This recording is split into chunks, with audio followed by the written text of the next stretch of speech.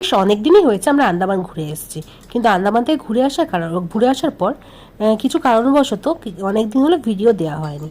তো ভিডিও করা যেহেতু হয়নি তাই ভিডিও দেওয়া হয়নি। তো প্রথম দিন যেদিন আমরা আন্দামানে পৌঁছালাম সেদিনকে সকাল সকাল আমরা পৌঁছে গেছিলাম সেলুলার জেলে।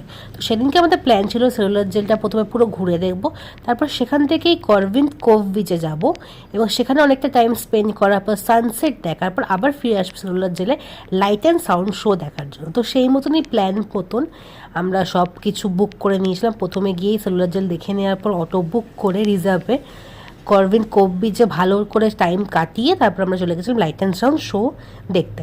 তো খুব শীঘ্রই একটার পর একটা পর্বের মাধ্যমে তোমাদের সাথে আমি শেয়ার করবো যে আন্দামানে কীভাবে খুব ভালোভাবে আমরা মানে সব কিছু করেছি, এবং আমরা করভিন্দ কোভ বিচেও ওয়াটার অ্যাক্টিভিটি তোমরা করতে পারবে এবং কোথায় খুব কম খরচায় সস্তায় তোমরা ওয়াটার অ্যাক্টিভিটি করতে পারবে এবং ভালোভাবে করতে পারবে সেই ডিটেলস ভিডিও তোমাদের সাথে শেয়ার করবো। তো দেখতে থাকো।